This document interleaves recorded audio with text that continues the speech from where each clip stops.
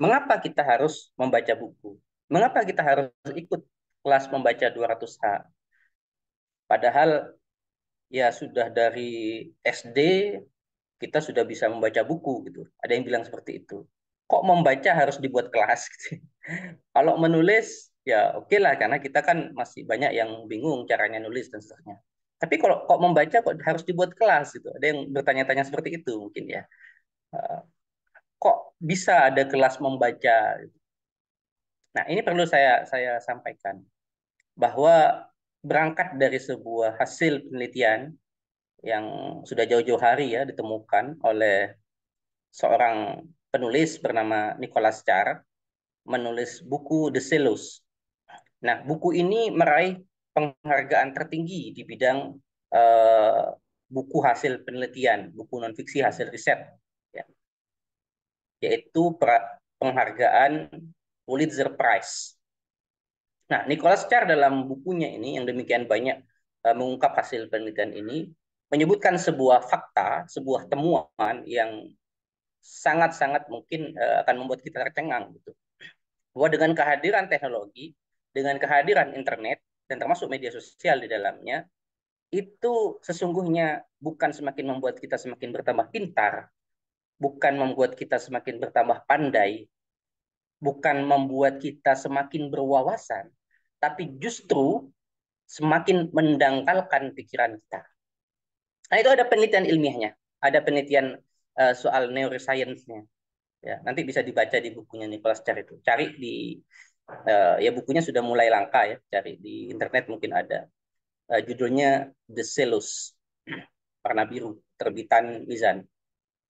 Nah, uh, dia mengumpamakan begini. Seorang yang membaca buku itu ibaratnya adalah seorang penyelam di kedalaman lautan. Maka seorang penyelam yang terjun ke dasar lautan, apa yang dia akan temukan? Dia akan menemukan mutiara. Dia akan menemukan mungkin harta karun, benda-benda berharga.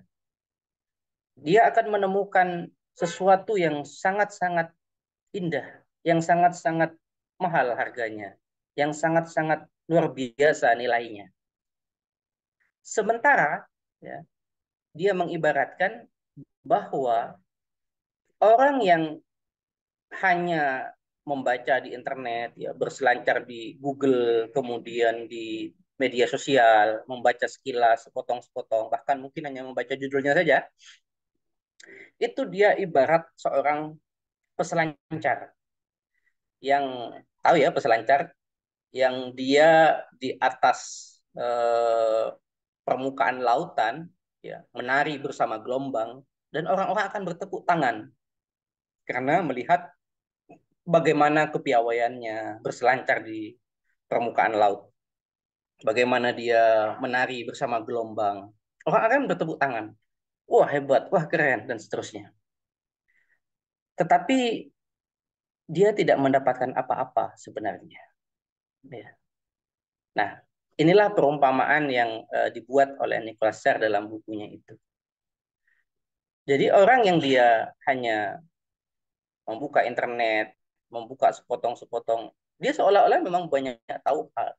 Tapi sebenarnya dia tidak mendapatkan saripati, tidak mendapatkan inspirasi, tidak mendapatkan eh, daging dari apa yang harusnya dia dapatkan. Mengapa? Karena dia membacanya tidak utuh. Nah, dan ini eh, mesti kita akui gitu bahwa ketika di internet kita itu kadangkala ya sering terjebak pada misalkan clickbait ya, baru baca judul saja langsung emosi, langsung tersulut, baru baca paragraf pertama langsung wah begini. Padahal kalau dibaca sampai selesai ternyata nggak begitu, kan begitu ya. Ketika kita membaca buku, di situ ada proses kontemplasi, ada proses analisis, ada proses berpikir, ada proses merenung. Kemudian disitulah peluang-peluang kita mendapatkan mutiara, mendapatkan banyak hal dari buku ya, yang kemudian bisa kita kembangkan lagi menjadi sebuah inspirasi baru. Ya. tapi tidak bisa kita temukan dari kita berselancar yang sangat cepat di internet. Membaca buku melatih kita deep thinking, menganalisa, kontemplasi, membangun gagasan, berpikir sistematis, mencegah kepikunan, meningkatkan kosakata, menurunkan tingkat stres, dan seterusnya. Jadi membaca buku tidak bisa tergantikan. Makanya nanti di kelas membaca ini kita tidak ada yang namanya membaca medsos atau membaca artikel Google, nggak ada. Ya, yang ada hanya membaca buku. Ya, membaca buku, baik itu buku versi cetak ataupun buku versi eh, PDF atau online ya. Asalkan itu buku ya, bukan bukan potongan artikel dan seterusnya.